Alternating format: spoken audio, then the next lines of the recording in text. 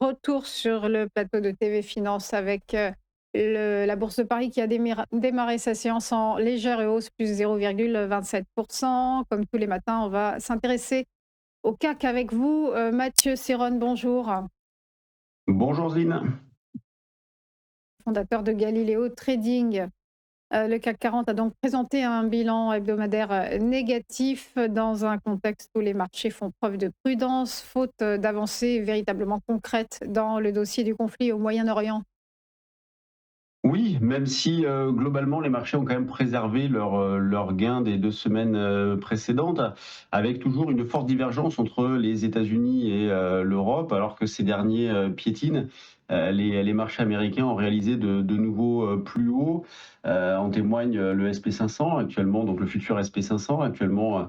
À proximité des 7200 points, alors que précédemment on butait plutôt dans la zone autour des 7050, 7100. Même constat sur le Nasdaq qui est atteint donc cette nuit la zone le niveau des 27 500 points et une bonne performance des marchés actions alors que les cours du pétrole sont repartis de l'avant. Le Brent est actuellement donc à 107 dollars à proximité de ses plus hauts récents. Et comme vous le disiez, il n'y a toujours pas d'accord entre les États-Unis et l'Iran. Donc on se dirige, nous sommes même dans une période, on est dans un cessez-le-feu de longue durée. Et d'ailleurs, il faut rester méfiant, hein. D'ailleurs, Donald Trump a déclaré hier soir que l'Iran disposait de 3 jours avant que ces oléoducs ne risquent d'exploser. Donc on a toujours un contexte global assez particulier avec des tensions géopolitiques bien évidemment, mais des marchés actions qui croient en un accord. On a des indices actions qui sont au plus haut pour les États-Unis et on a un VIX également qui est sur des niveaux relativement bas, hein, même extrêmement bas, autour de 18, alors que au plus haut de la crise, nous étions plutôt autour de 30-35 en ce qui concerne le VIX. Et je vous disais à ce moment-là qu'on n'était pas non plus sur des niveaux de volatilité très forts. Donc les marchés n'ont jamais cru à un embrasement de la situation. Pour l'instant, on ne peut que leur donner raison. Donc dans ce contexte-là, comment j'aborde les choses sur le CAC notamment? Eh bien, en payant les replis, donc j'essaye d'accompagner ce mouvement-là le mieux possible en payant les replis. À court terme, je surveille un pivot 7950-8050, donc pivot qui a été testé hein, la semaine dernière. On est allé chercher un peu le milieu de la zone au-dessus des 8000 points. Donc 7950, 8050, pivot court terme, considérant que tant que nous sommes au-dessus, eh bien les probabilités de rebondir restent supérieures. Si jamais on est en dessous, on entrerait alors dans une zone un petit peu de dégradation.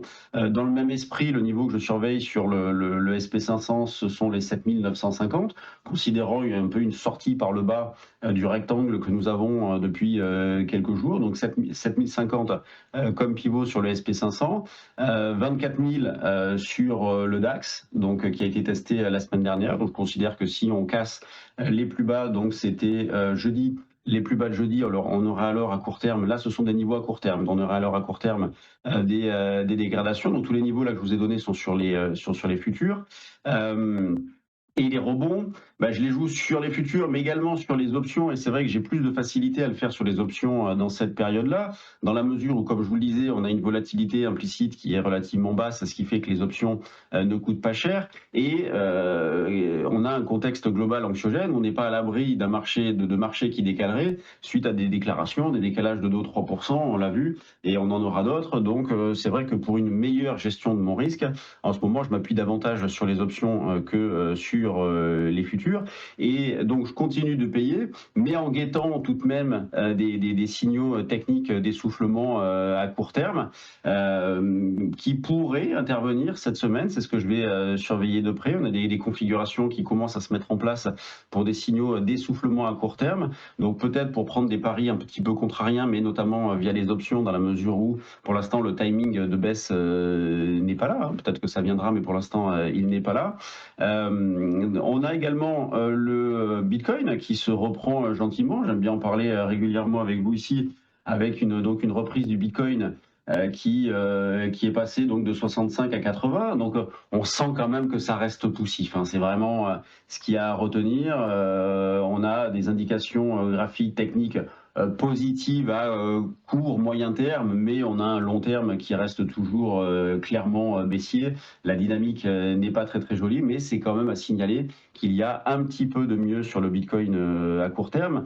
Et aussi, on va avoir une semaine extrêmement dense dans la mesure où 11 sociétés du CAC vont publier leurs résultats du premier trimestre, notamment parmi les poids lourds Schneider, Total, Airbus et Air Liquide, et également les valeurs bancaires, puisqu'on aura BNP, Crédit Agricole et Société Générale. Hors France, eh bien, on va avoir du très très lourd également, avec mercredi Alphabet, Microsoft, Meta et Amazon. Jeudi Apple, donc 5 des 7 magnifiques publient cette semaine. On aura également Eli Lilly, une valeur que j'aime bien travailler, pour laquelle je suis positif, très positif à moyen long terme, et aussi plusieurs réunions et plusieurs décisions concernant les taux de la part de banques centrales, et notamment la Fed, donc mercredi soir, avec la dernière conférence de presse de Jérôme Powell. Je regardais ce matin, un statu quo est anticipé à 100%, donc probablement pas de changement de taux cette fois-ci. Merci beaucoup Mathieu Serron pour votre décryptage. Belle journée à vous. Merci beaucoup à vous aussi. À suivre après une nouvelle pause, on va retrouver James Swati pour les Market Movers. À tout de suite.